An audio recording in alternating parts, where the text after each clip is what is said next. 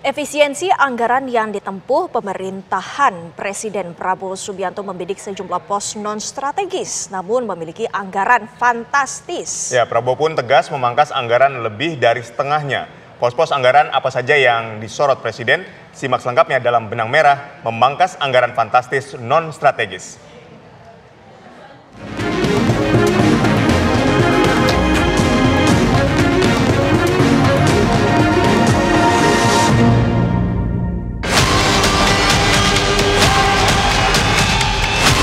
Menuntut keberanian memotong hal-hal yang tidak esensial.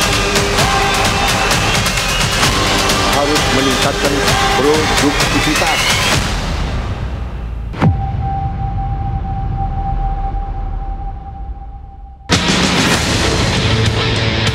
Presiden Prabowo Subianto tekun menyusun langkah memperbaiki kualitas belanja pemerintah agar uang rakyat tak menguap sia-sia.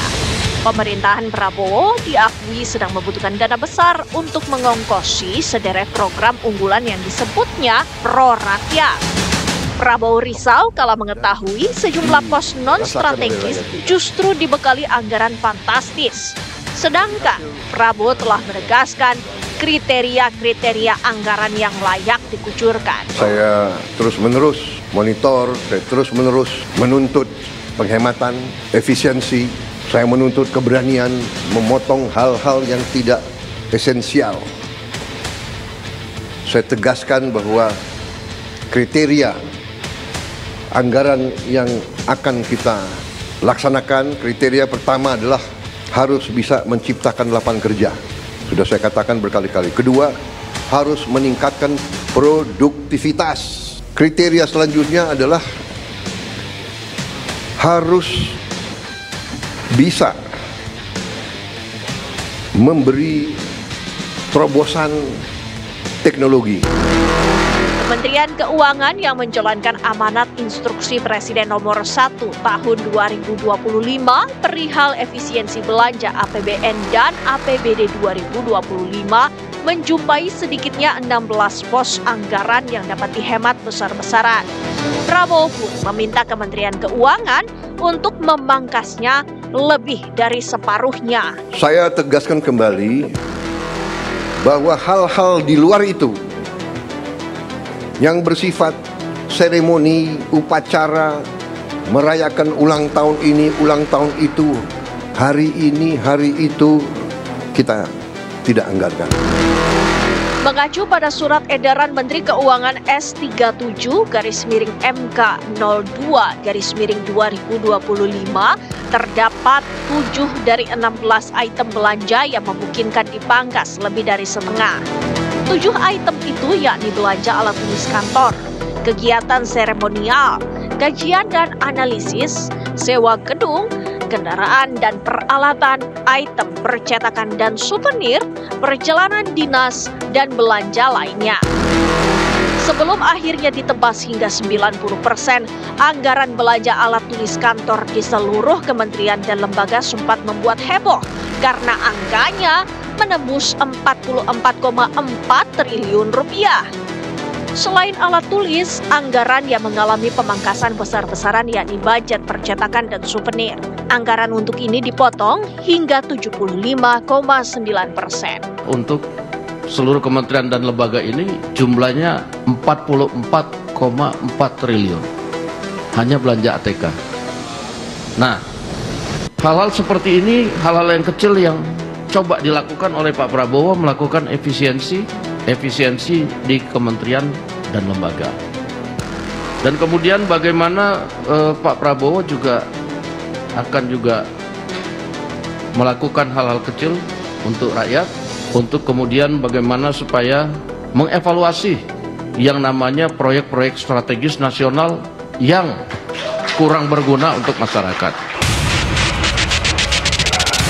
Diketahui alat tulis kantor yang banyak digunakan di instansi kementerian dan lembaga, yakni kertas untuk cetak dokumen hingga perlengkapan pengarsipan.